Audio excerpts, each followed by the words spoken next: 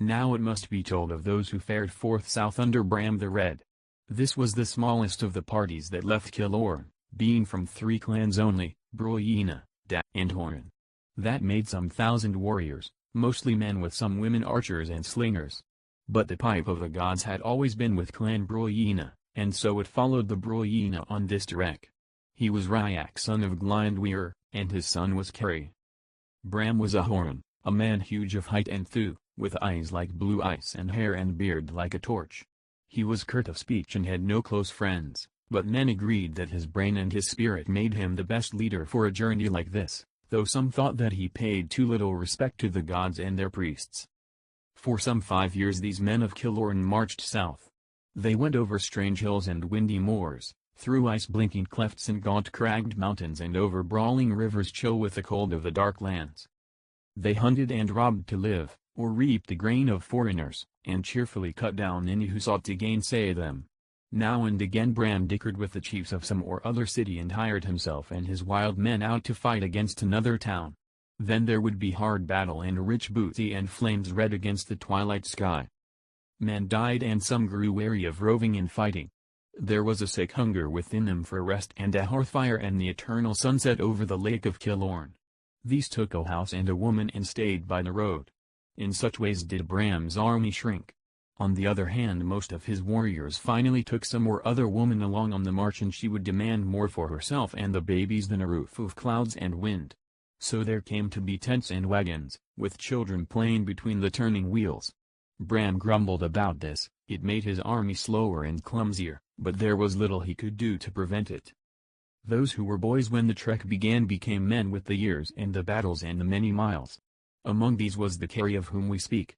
He grew tall and lithe and slender, with the fair skin and slant blue eyes and long ash-blonde hair of the Broyina, broad of forehead and cheekbones, straight-nosed, beardless like most of his clan. He was swift and deadly with sword, spear, or bow, merry with his comrades over ale and campfire, clever to play harp or pipe and make verses, not much different from the others, save that he came of the Broyina and would one day carry the pipe of the gods.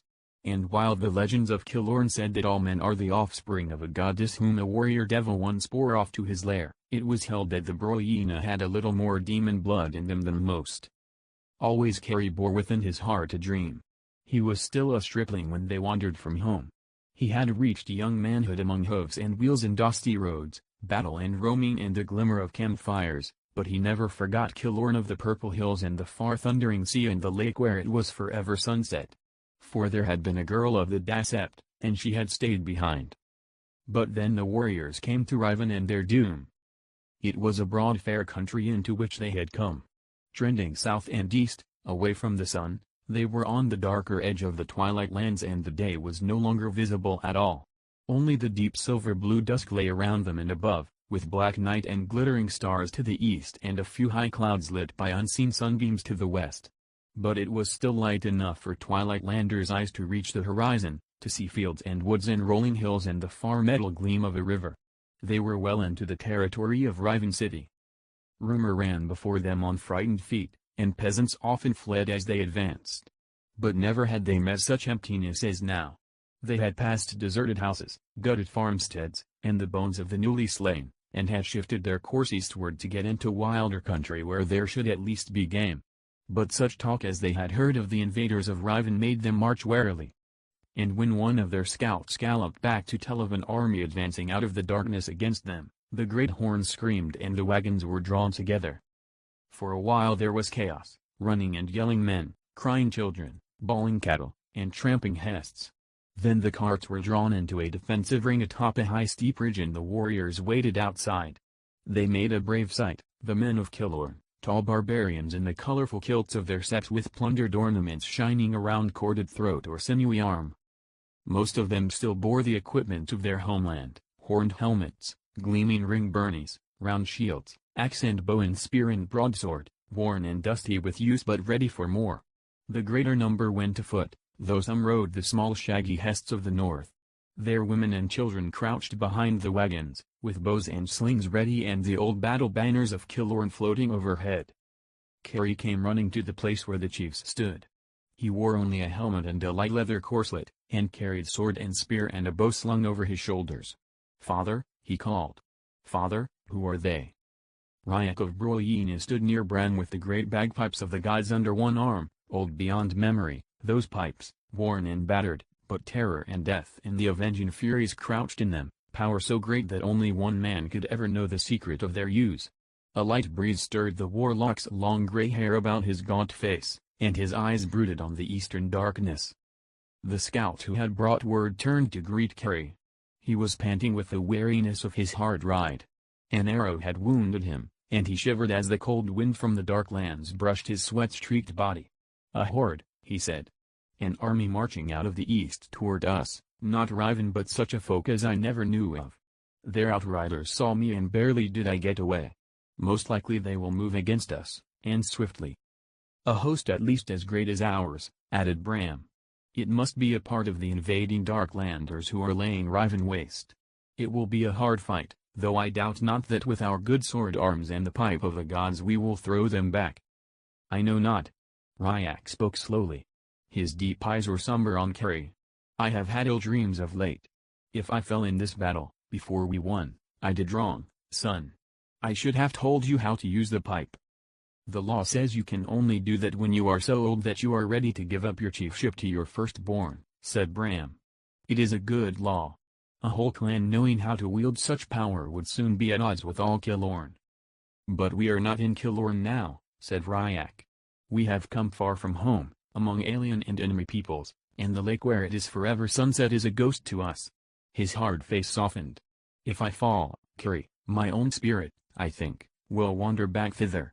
I will wait for you at the border of the lake. I will be on the windy heaths and by the high tarns. They will hear me piping in the night and know I have come home. But seek your place, son, and all the gods be with you." Kerry gulped and wrung his father's hand. The warlock had ever been a stranger to him.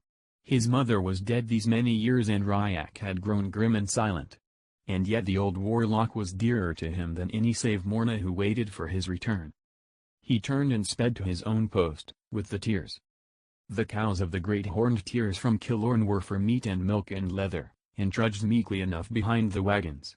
But the huge black bulls were wicked and had gored more than one man to death. Still Kerry had gotten the idea of using them in battle. He had made iron plates for their chests and shoulders. He had polished their cruel horns and taught them to charge when he gave the word.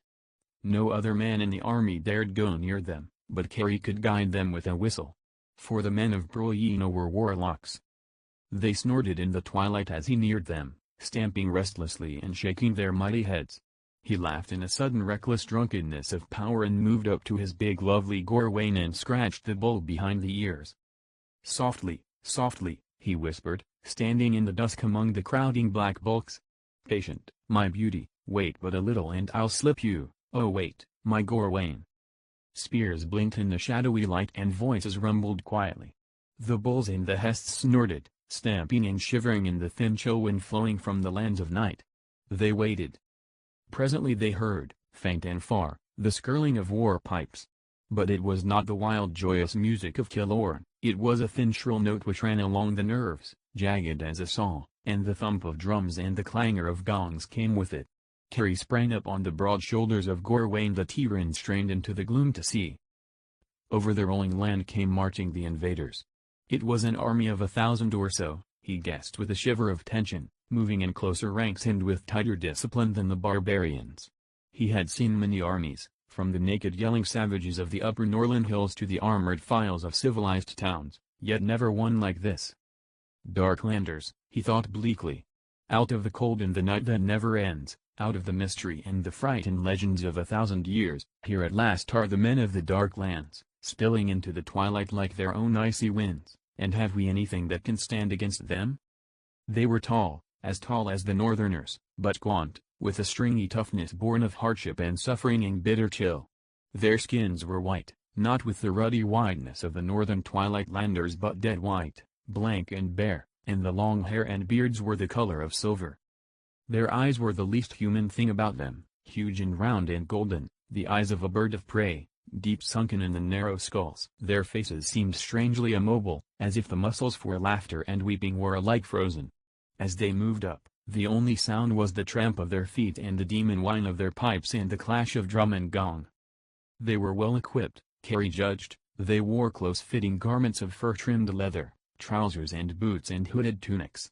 Underneath he glimpsed mail, helmets, shields, and they carried all the weapons he knew. No cavalry, but they marched with a shirt red. Overhead floated a strange banner, a black standard with a jagged golden streak across it. Carrie's muscles and nerves tightened to thrumming alertness. He crouched by his lead bull, one hand gripping the hump and the other white-knuckled around his spear shaft. And there was a great hush on the ranks of Killorn as they waited. Closer came the strangers, until they were in bowshot. Carrie heard the snap of tautening strings. Will Bram never give the signal? Gods, is he waiting for them to walk up and kiss us?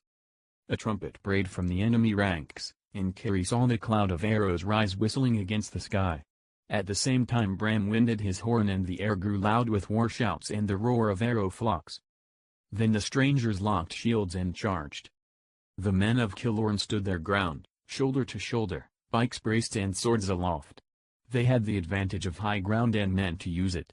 From behind their ranks came a steady hail of arrows and stones, whistling through the air to crack among the enemy ranks and tumble men to earth, yet still the Darklanders came, leaping and bounding and running with strange precision. They did not yell, and their faces were blank as white stone. But behind them the rapid thud of their drums rose to a pulse-shaking roar. Hi-ah! Bellowed Red Bram. Sunder them! The great long-shafted axe shrieked in his hands, belled on an enemy helmet and crashed through into skull and brain and shattering jawbone. Again he smote, sideways, and a head leaped from its shoulders. A Darkland warrior thrust for his belly. He kicked one booted foot out and sent the man lurching back into his own ranks. Whirling, he hewed down one who engaged the Killorner beside him. A foeman sprang against him as he turned, chopping at his leg. With a roar that lifted over the clashing racket of battle, Bram turned, the axe already flying in his hands, and cut the stranger down. His red beard blazed like a torch over the struggle as it swayed back and forth. His streaming axe was a lightning bolt that rose and fell and rose again, and the thunder of metal on breaking metal rolled between the hills. Carrie stood by his tears, bow in hand, shooting and shooting into the masses that roiled about him. None came too close, and he could not leave his post lest the unchained bulls stampede. He shuddered with the black fury of battle. When would Bram call the charge? How long? Zip, zip, gray-feathered death winging into the tide that rolled up to the wagons and fell back and resurged over its corpses. The men of Killorn were yelling and cursing as they fought, but the Darklanders made never a sound save for the hoarse gasping of breath and the muted groans of the wounded. It was like fighting demons, yellow-eyed and silver-bearded and with no soul in their bony faces. The Northerners shivered and trembled and hewed with a desperate fury of loathing. Back and forth the battle swayed, roar of axes and whine of arrows and harsh iron laughter of swords. Carrie stood firing and firing, the need to fight was a bitter catch in his throat. How long to wait, how long, how long? Why didn't Triac blow the skirl of death on the pipes? Why not fling them back with the horror of disintegration in their bones, and then rush out to finish them? Carrie knew well that the war song of the gods was only to be played in time of direst need, for it hurt friend almost as much as foe, but even so, a few shaking bars, to drive the enemy back in death and panic, and then the sortie to end them. Of a sudden he saw a dozen Darklanders break from the main battle by the wagons and approach the spot where he stood. He shot 2 swift arrows, threw his spear, and pulled out his sword with a savage laughter in his heart, the demoniac battle joy of the Broyina. Ha, let them come. The first sprang with downward whistling blade. Carrie twisted aside, letting speed and skill be his shield. His long glaive flickered out and the enemy screamed as it took off his arm. Whirling, Carrie spitted the second through the throat. The third was on him before he could withdraw his blade, and a fourth from the other side, raking for his vitals. He sprang back. Gorwain! He shouted. Gorwain! The huge black bull heard. His fellows snorted and shivered, but stayed at their place. Carrie didn't know how long they would wait. He prayed they would stay a moment more. The lead tier ran up beside his master, and the ground trembled under his cloven hooves. The white foemen shrank back, still dead of face but with fear plain in their bodies. Gorwain snorted, an explosion of thunder, and charged them. There was an instant of flying bodies, tattered flesh ripped by the horns, and ribs snapping underfoot. The Darklanders thrust with their spears, the points glanced off the armor plating and Gorwain turned and slew them. "Here!" cried Kerry sharply. "Back, Gorwain! Here!" The Terra snorted and circled, rolling his eyes. The killing madness was coming over him. If he were not stopped now he might charge friend or foe. "Gorwain!" screamed Kerry. Slowly, trembling under his shining black hide, the bull returned. And now Ryak the warlock stood up behind the ranks of Killorn. Tall and steely gray, he went out between them, the pipes in his arms and the mouthpieces at his lips. For an instant the Darklanders wavered, hesitating to shoot at him, and then he blew. It was like the snarling music of any bagpipe, and yet there was more in it. There was a boiling tide of horror riding the notes, men's hearts faltered and weakness turned their muscles watery. Higher rose the music, and stronger and louder, screaming in the dales, and before men's eyes the world grew unreal, shivering beneath them, the rocks faded to mist and the trees groaned and the sky shook. They fell toward the ground, holding their ears, half blind with unreasoning fear and with the pain of the giant hand that gripped their bones and shook them, shook them. The Darklanders reeled back, falling, staggering, and many of those who toppled were dead before they hit the earth. Others milled in panic, the army was becoming a mob. The world groaned and trembled and tried to dance to the demon music. Ryak stopped. Bram shook his bullhead to clear the ringing and the fog in it. At them. He roared. "Charge!" Sanity came back. The land was real and solid again, and men who were used to the terrible drone of the pipes could force strength back into shuddering bodies. With a great shout, the warriors of Killorn formed ranks and moved forward. Kerry leaped up on the back of Gorwain, straddling the armored chine and gripping his knees into the mighty flanks.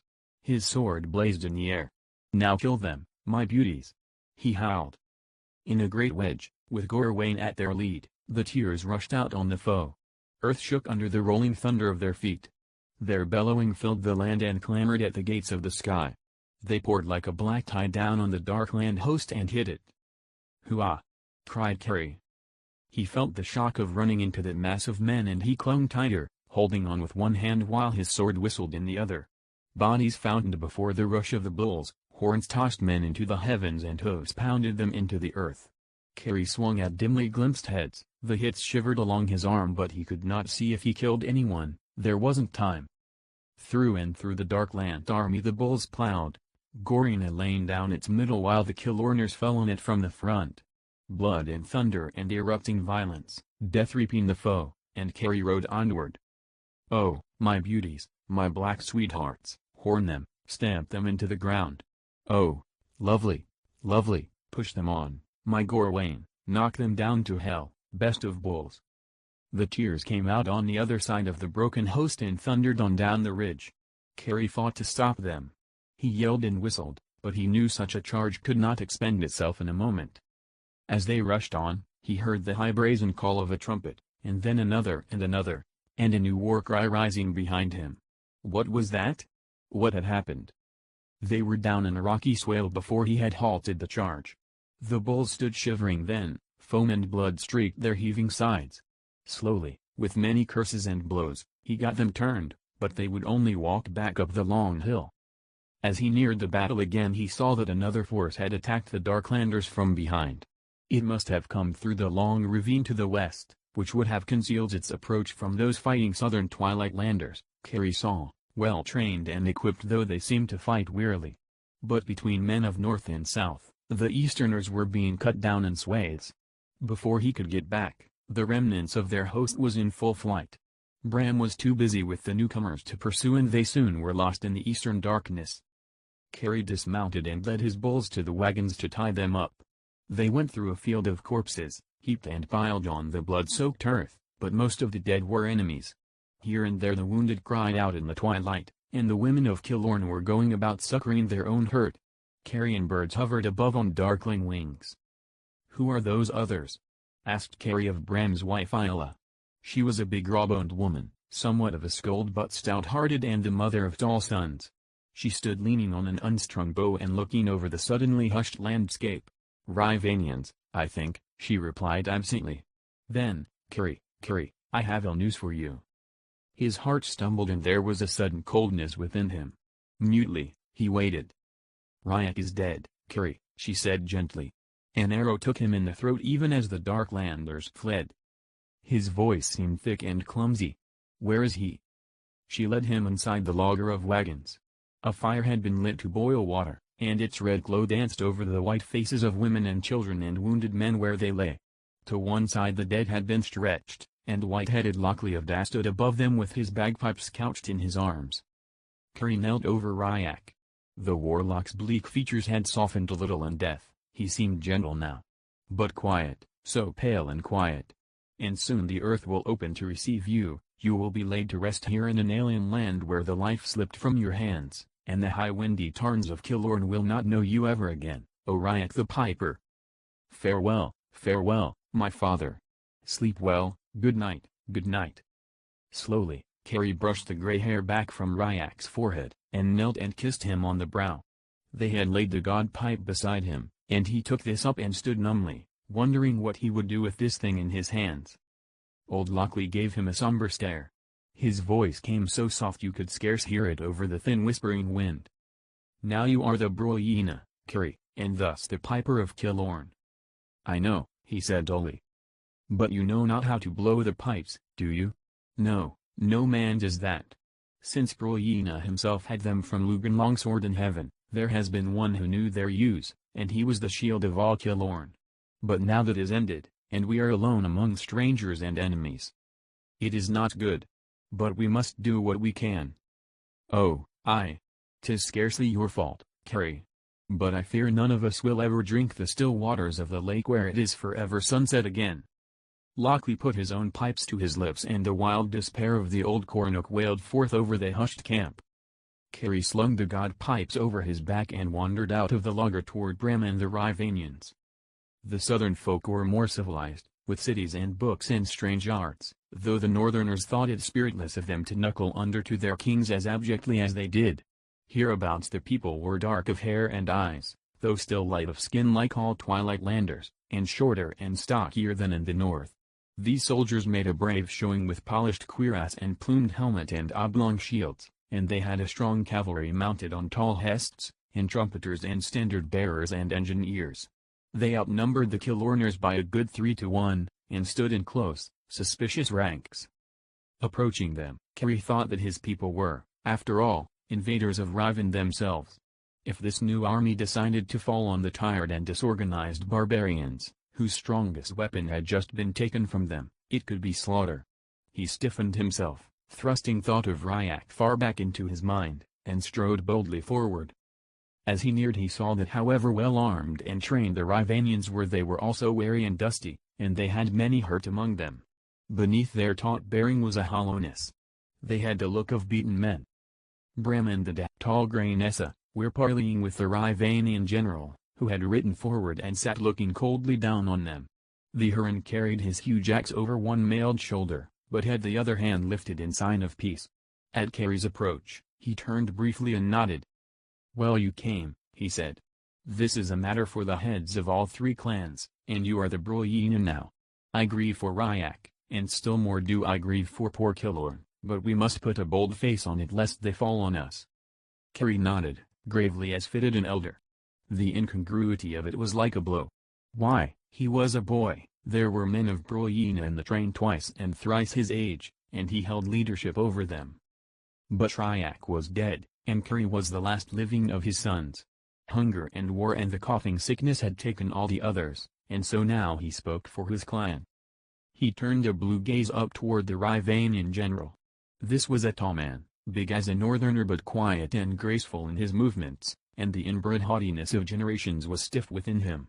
A torn purple cloak and a gilt helmet were his only special signs of rank, otherwise he wore the plain armor of a mounted man, but he wore it like a king. His face was dark for a Twilightlander, lean and strong and deeply lined, with a proud high-bridged nose and a long hard jaw and close-cropped black hair finely streaked with gray. He alone in that army seemed utterly undaunted by whatever it was that had broken their spirits. "This is Carrie, son of Ryak, chief of the 3rd of our clans," Bram introduced him. He used the widespread Aoudian language of the Southlands, which was also the tongue of Riven and which most of the Kilorners had picked up in the course of their wanderings. And Carrie, he says he is Jonan, commander under Queen Sathi of the army of Riven, and that this is a force sent out from the city which became aware of the battle we were having and took the opportunity of killing a few more Darklanders. Nessa of Da looked keenly at the Southerners. Methinks there's more to it than that, he said, half to his fellows and half to Jonan. You've been in a stiff battle and come off second best, if looks tell aught. Were I to make a further venture, it would be that while you fought clear of the army that beat you and are well ahead of pursuit, it's still on your tail and you have to reach the city fast. That will do, snapped Jonan. We have heard of you plundering bandits from the north, and have no intention of permitting you on Rivanian soil. If you turn back at once, you may go in peace, but otherwise. Casting a glance behind him, Bram saw that his men were swiftly reforming their own lines. They sensed the uneasiness in the air. If the worst came to the worst, they'd give a fearsome account of themselves. And it was plain that Jonan knew it.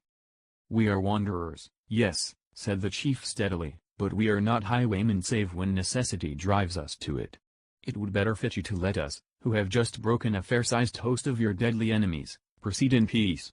We do not wish to fight you, but if we must it will be all the worse for you.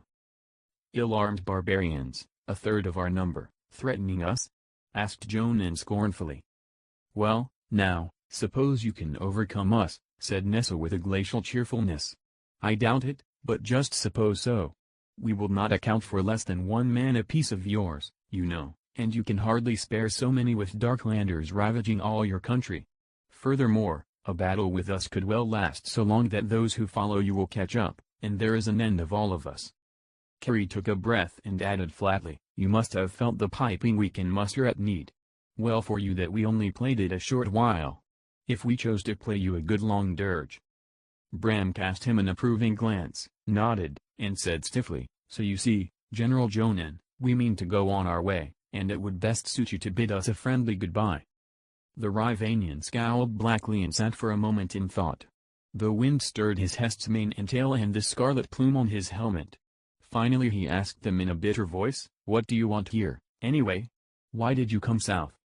It is a long story, and this is no place to talk, said Bram.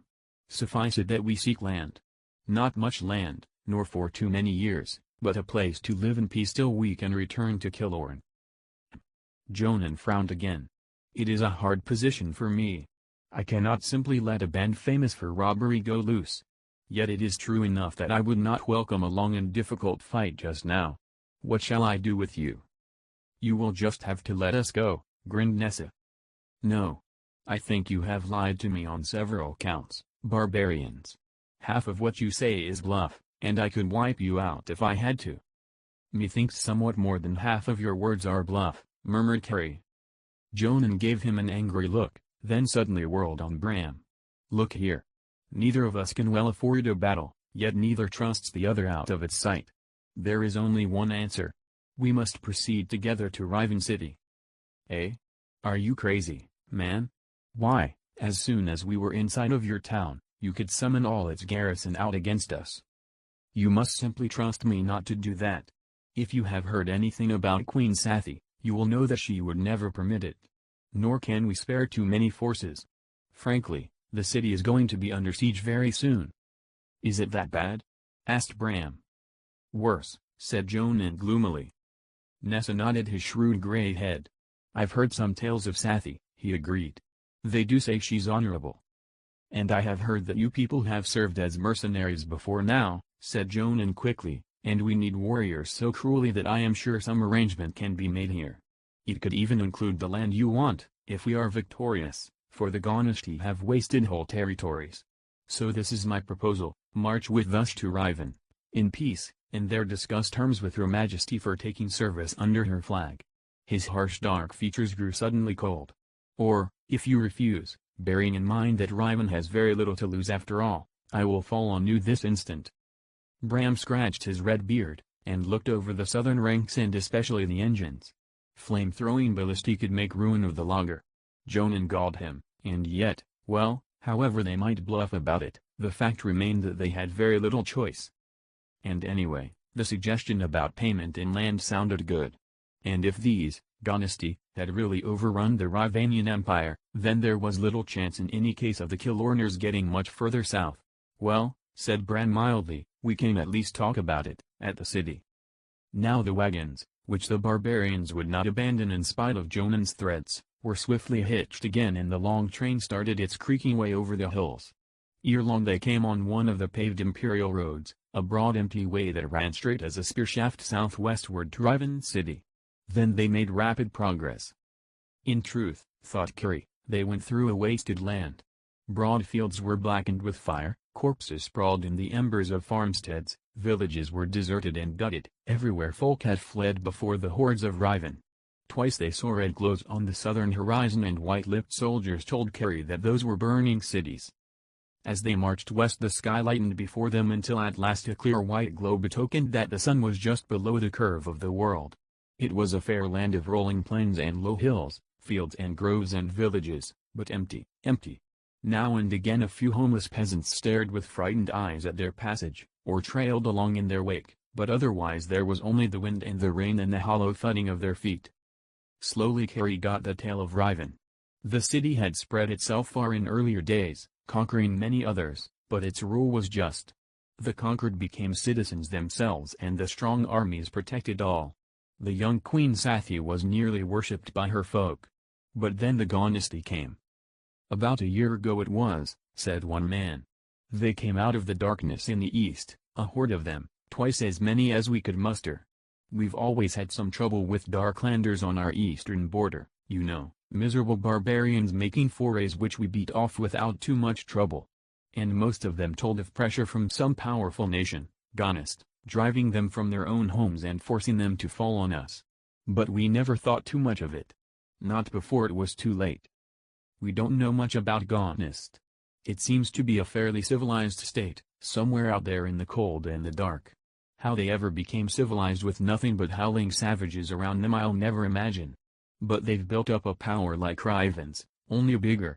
It seems to include conscripts from many Darkland tribes who are only too glad to leave their miserable frozen wastes and move into our territory. Their armies are as well trained and equipped as our own, and they fight like demons. Those war gongs, and those dead faces. He shuddered. The prisoners we've taken say they aim to take over all the Twilight Lands. They're starting with Riven, it's the strongest state, and once they've knocked us over the rest will be easy. We've appealed for help to other nations but they're all too afraid, too busy raising their own silly defenses, to do anything. So for the past year the war's been raging up and down our empire. He waved a hand, wearily, at the blasted landscape. You see what that's meant? Famine and plague are starting to hit us now. And you could never stand before them? Asked Carrie. Oh, yes, we had our victories and they had theirs. But when we won a battle they'd just retreat and sack some other area. They've been living off the country, our country, the devils. The soldier's face twisted. My own little sister was in Aquileia when they took that. When I think of those white-haired fiends. Well, about a month ago, the great battle was fought. Jonan led the massed forces of Riven out and caught the main body of Dynasty at 7 Rivers, in the Donam Hills. I was there. The fight lasted, 4 sleeps maybe, and nobody gave quarter or asked it. We outnumbered them a little, but they finally won. They slaughtered us like driven cattle. Jonan was lucky to pull half his forces out of there. The rest left their bones at 7 Rivers. Since then we've been a broken nation. We're pulling all we have left back toward Riven in the hope of holding it till a miracle happens. Do you have any miracles for sale, Northman? The soldier laughed bitterly. What about this army here? Asked Carrie. We still make sorties, you know. This one went out from Riven City a few sleeps past to the relief of Tuska, which our scouts said the Dynasty were besieging with only a small force. But an enemy army intercepted us on the way. We cut our way out and shook them, but they're on our tail in all likelihood. When we chanced to hear the noise of your fight with the invaders we took the opportunity, almighty dis, it was good to hack them down and see them run. The soldier shrugged. But what good did it do, really? What chance have we got? That was a good magic you had at the fight. I thought my heart was going to stop when that demon music started. But can you pipe your way out of hell, barbarian? Can you? Riven was a fair city, with terraced gardens and high shining towers to be seen over the white walls, and it lay among wide fields not yet ravaged by the enemy.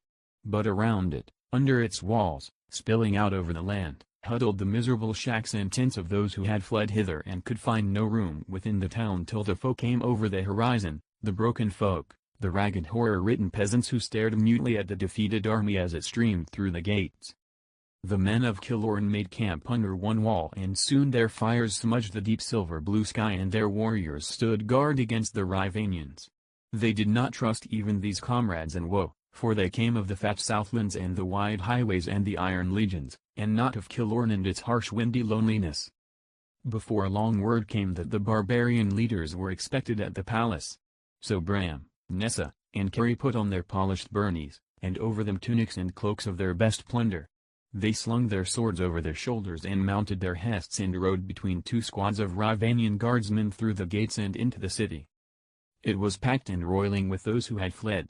Crowds surged aimlessly around the broad avenues and spilled into the colonnaded temples and the looming apartments and even the gardens and villas of the nobility. There was the dusty, bearded peasant, clinging to his wife and his children and looking on the world with frightened eyes. Gaily decked noble, riding through the mob with patrician hauteur and fear underneath it. Fat merchant and shaven priest, glowering at the refugees who came in penniless to throng the city and must, by the queen's orders, be fed and housed. Patrolling soldiers, striving to keep order in the mindless whirlpool of man, their young faces drawn and their shoulders stooped beneath their mail. Jugglers, mountebanks, thieves, harlots, tavern keepers, plying their trades in the feverish gaiety of doom. A human storm foaming off into strange half-glimpsed faces and darkened alleys and eddying crowds, the unaccountable aliens who flit through all great cities. The world seemed gathered at Riven, and huddling before the wrath that came. Fear rode the city, Kerry could feel it, he breathed and the air was dank with terror, he bristled animal-like and laid a hand to his sword. For an instant he remembered Killorn, the wide lake rose before him and he stood at its edge, watching the breeze ruffle it and hearing the whisper of reeds and the chuckle of water on a pebbled shore. Miles about lay the hills and the moors, the clean strong smell of ling was a drunkenness in his nostrils. It was silent save for the small cool wind that ruffled Morna's hair.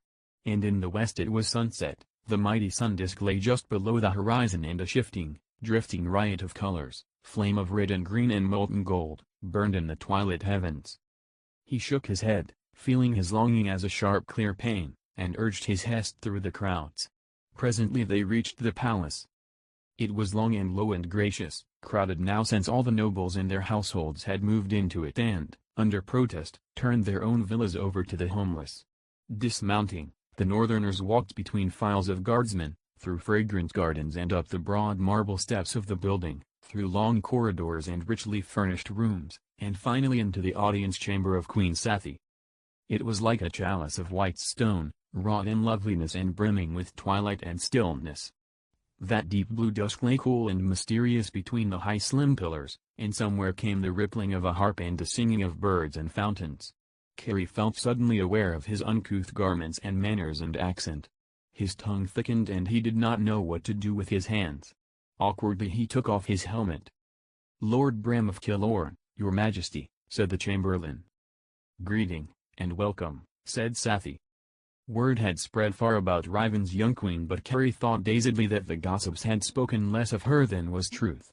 She was tall and lithe and sweetly formed, with strength slumbering deep under the wide soft mouth and the lovely curves of cheeks and forehead. Blood of the sunlands darkened her hair to a glowing blue-black and tinted her skin with gold. There was fire from the sun within her. Like other southern women, she dressed more boldly than the girls of Killorn, a sheer gown falling from waist to ankles, a thin veil over the shoulders, little jewelry. She needed no ornament.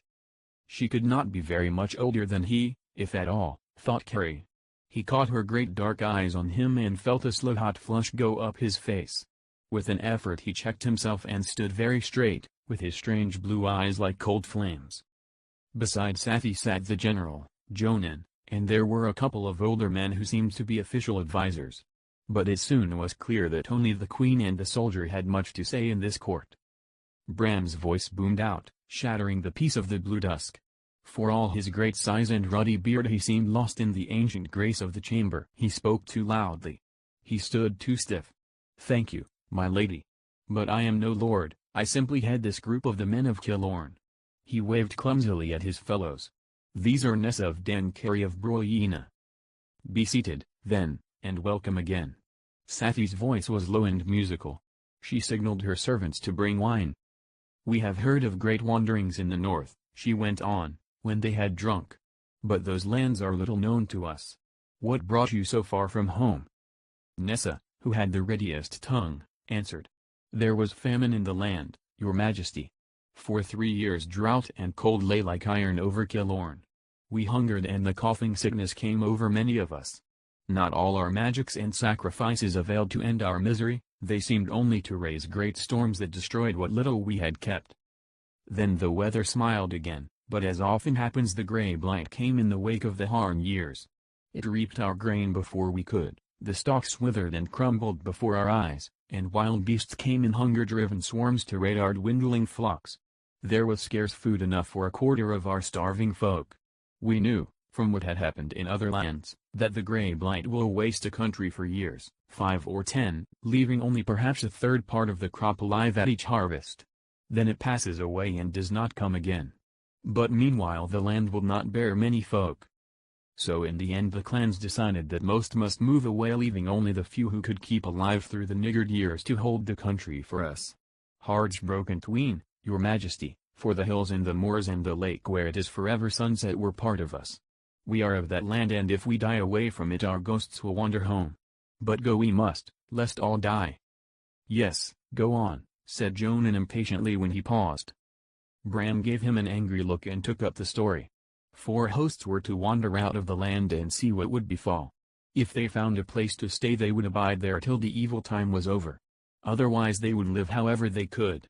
It lay with the gods, my lady, and we have traveled far from the realms of our gods. 1 host went eastward, into the great forests of Norla. 1 got ships and sailed west, out into the daylands where some of our adventurers had already explored a little way. 1 followed the coast southwestward, through country beyond our ken. And ours marched due south. And so we have wandered for 5 years." "Homeless," whispered Sathi, and Carrie thought her eyes grew bright with tears. "Barbarian robbers," snapped Jonan. "I know of the havoc they have wrought on their way." "And what would you have done?" growled Bram. Jonan gave him a stiff glare, but he rushed on. "Your Majesty, we have taken only what we needed." "And whatever else struck our fancy," thought Carrie in a moment's wryness. "And much of our fighting has been done for honest pay.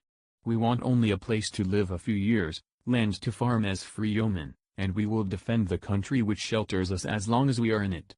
We are too few to take the land and hold it against a whole nation, that is why we have not settled down ere this, but on the march we will scatter any army in the world or leave our corpses for carrion birds.